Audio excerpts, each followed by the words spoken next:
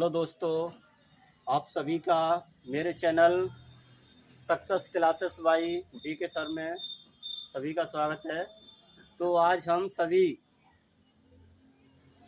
कक्षा 12 का जो दूसरा चैप्टर है मानव जनन, उसके कुछ अति लघुत्तरीय प्रश्नों के बारे में पढ़ेंगे जो सबसे अधिक महत्वपूर्ण है और जो बोर्ड एग्जाम में सबसे अधिक पूछे जाती हैं। इसके अलावा अदर कम्पिटिटिव एग्जाम में भी इससे प्रश्न आते रहती हैं, चाहे वो CTET हो, चाहे UP TET हो, UP TGT PGT, अन्य रीट हो या नीट हो, अन्य सभी एग्जाम में इससे प्रश्न आते ही रहती हैं।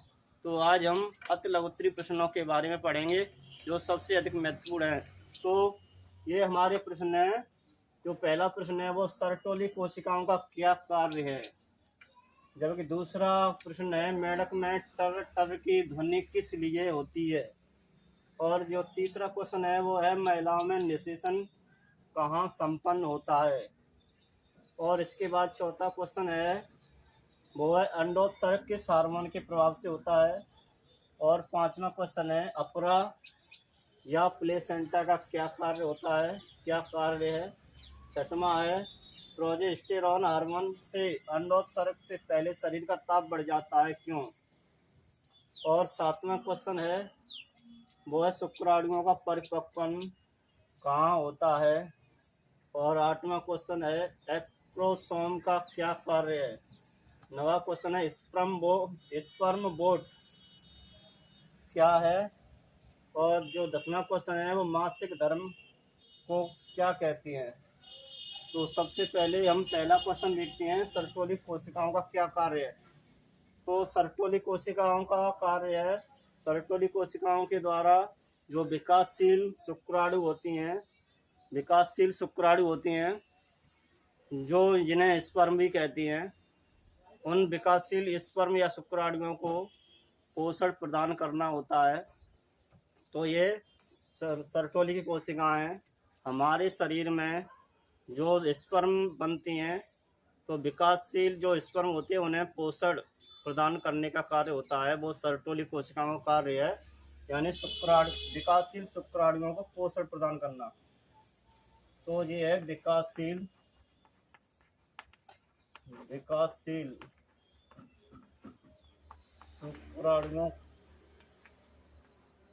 शुक्राणुओं को पोषण प्रदान करना। तो ये हमारा क्वेश्चन है, अति लघुत्तरीय में है ये।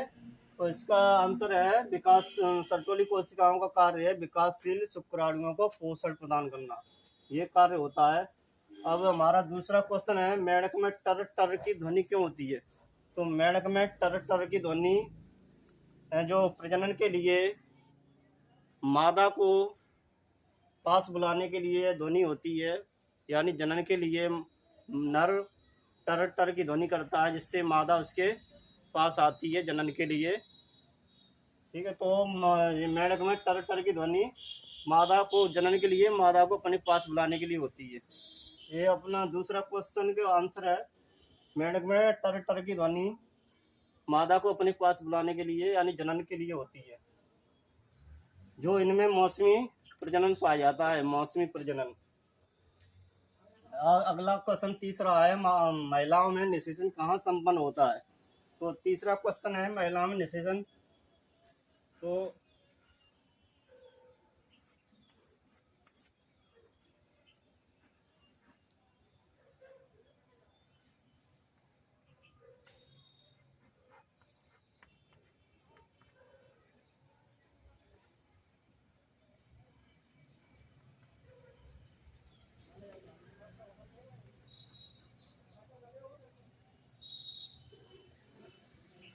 महिला में जो निषेचन की क्रिया संपन्न होती है वो अंडवाहिनी या फैलोपियन नलिका में संपन्न होती है, जिसे एम्पुला इस्थमस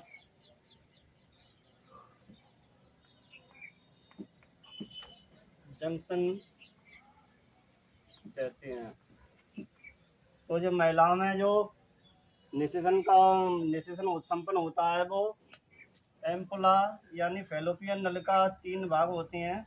जो पहला भाग है ये फेमरी या इनफंडिबुलम है ये, और ये एम्पुला है, ये इस्थमस है।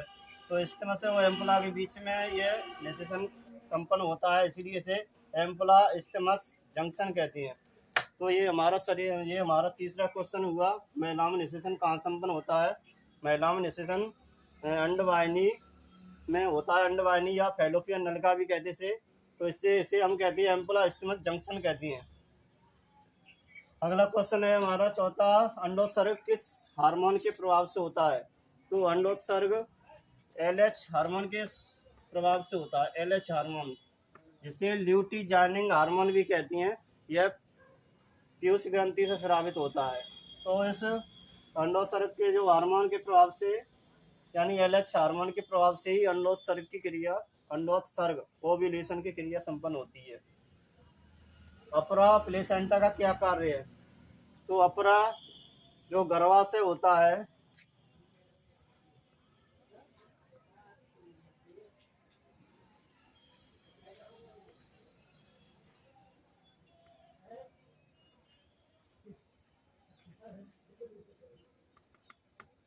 तो जो गर्भाशय होता है, गर्भाशय की जो दीवार होती है, संरचना दीवार जो होती है, इसे ही हम गर्भाशय की वह दीवार, वह संरचना जिससे भ्रूण जुड़ा रहता है, उसे ही हम अपरा कहते हैं। तो ये हमारा अपरा है प्लेसेंटा, प्लेसेंटा यानी गर्भाशय की वह संरचना या दीवार जिससे भ्रूण जुड़ा रहता है, उसे ही हम अपरा कहते हैं। अपरा के निम्नलिखित कार्य होते हैं। अपरा के द्वारा ही भ्रूण पोषण पोषण लेता है, यानी जो भ्रूण की वृद्धि होती है वो अपरा के द्वारा ही अपरा के द्वारा पोषण भ्रूण को मिलता है, जिससे भ्रूण की वृद्धि होती है। और अपरा के द्वारा ही भ्रूण श्वसन करता है, अपरा के द्वारा ही भ्रूण उत्सर्जन क्रियाएं करता है। तो ये अनेक कार्य होते हैं अपरा के। और अपरा के द्वारा ही एक हार्मोन स्रावित होता है, उससे कहते हैं HCG। ये हार्मोन स्रावित होता है अपरा के द्वारा, उसे कहते हैं HCG। इसका पूरा नाम है ह्यूमन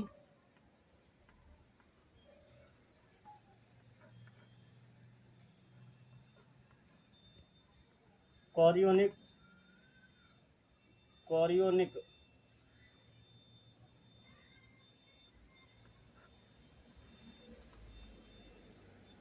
गोनेडोट्रोपिन।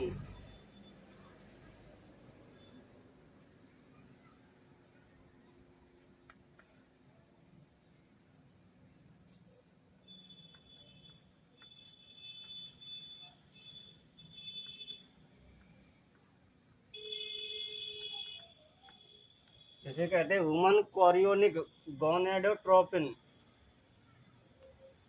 इसका हिंदी में यहाँ पर लिखता हूँ मानव।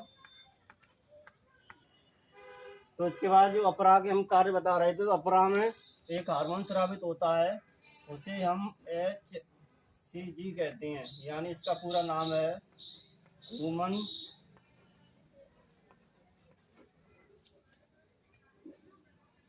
Chorionic gonadotropin.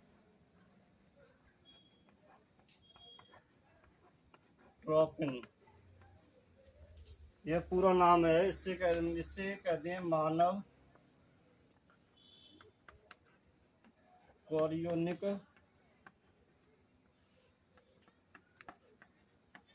गोनेडोट्रोपिन।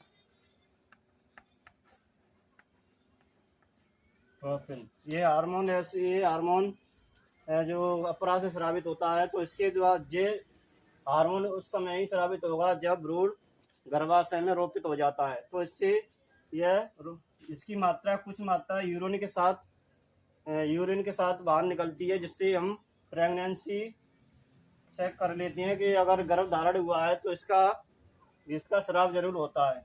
तो ये हमारा अपरा से ही स्रावित होने वाला हार्मोन है। तो अगला क्वेश्चन है, प्रोजेस्टेरोन हार्मोन से अंडोत्सर्ग से पहले ही शरीर का ताप बढ़ जाता है।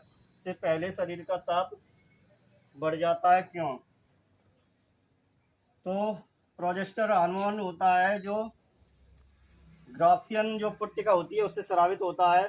तो हमारे जो फीमेल होती है, फीमेल में अंडोत्सर्ग की क्रिया 14वें दिन होती है, यानी अंडाणु जो बनता है वो 14वें दिन बनता है।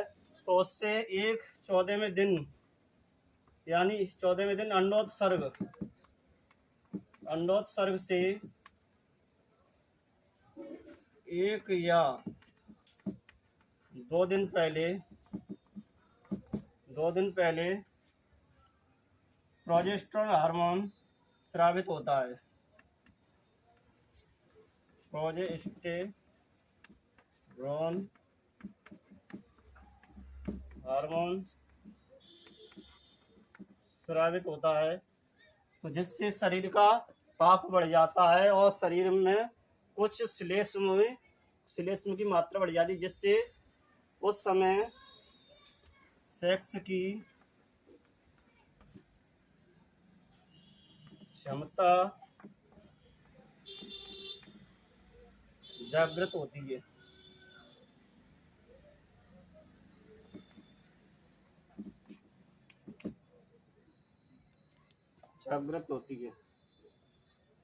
तो ये इससे शरीर का जो ताप बढ़ता है, उससे एक या दो दिन पहले जो अंडोत्सर्ग 14वें दिन होता है, उससे एक या दो दिन प्रोजेस्टेरोन हार्मोन स्रावित होता है, जिससे शरीर का ताप बढ़ जाता है और शरीर में कुछ श्लेष्म की उसकी मात्रा बढ़ जाती है, जिससे सेक्स की क्षमता जागृत होती है, सेक्स की क्षमता। तो अगले क्वेश्चन है, शुक्राणुओं का परिपक्वन कहाँ होता है।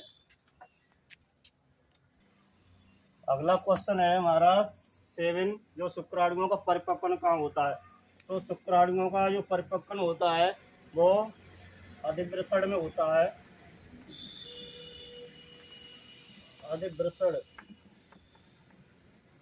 अधिवृषण जिसे एपिडिडाइमिस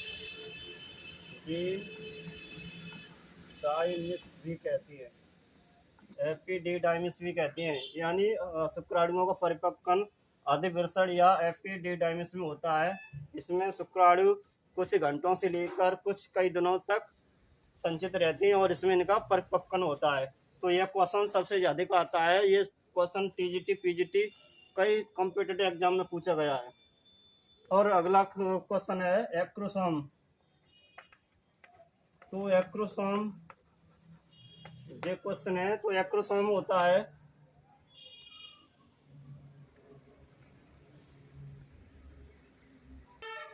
तो अब हमारा एक्रोसोम का कार्य है। तो एक्रोसोम जो शुक्राणुओं का जो टोपीनुमा संरचना होती है, शुक्राणु है तो शुक्राणु का जो हमारी ये टोपीनुमा संरचना है, टोपी जो ऊपर लगी है शुक्राणु के जो ऊपर, इसे हम कहते हैं एक्रोसोम। तो इसका निर्माण होता है वो गोल्जी बॉडी से होता है, गोल्जी बॉडी से या गोल्जी काज कहते हैं इसे हिंदी में, गोल्जी काज से होता है। तो एक्रोसोम का मुख्य कार्य होता है, इसमें एक्रोसोम में एक हाइल्यूरोनिडेज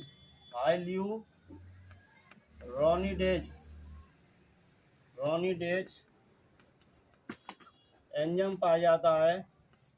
यह एंजाइम अंडाणु की जो भित्ति होती है, अंडाणु की जो बाह्य परत होती है, उससे अंडाणु की भित्ति को गला देता है और जिससे शुक्राणु इसमें प्रवेश कर जाता है। यही इसका कार्य होता है एक्रोसोम का कार्य है।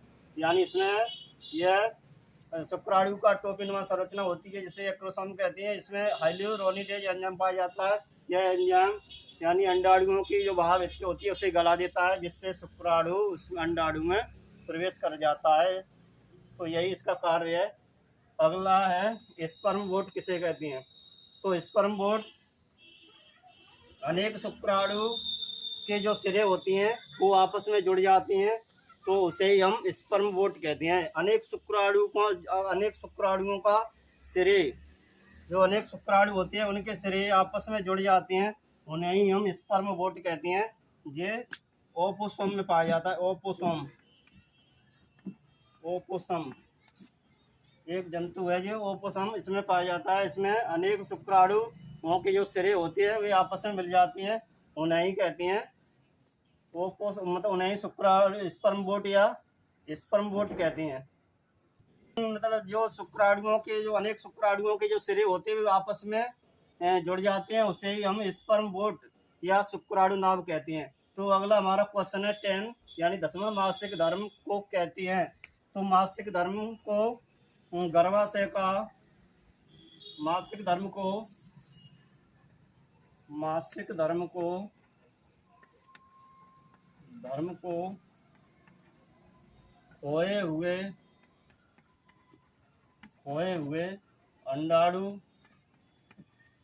खोए हुए अंडाणु या खोए हुए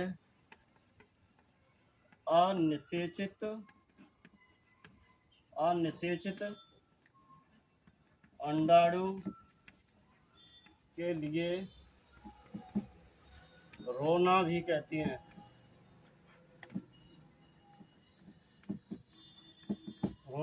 तो अब मासिक धर्म क्या है? तो मासिक धर्म को खोए हुए अंडाणु या खोए हुए अनिषेचित अंडाणु के लिए रोना भी कहती हैं।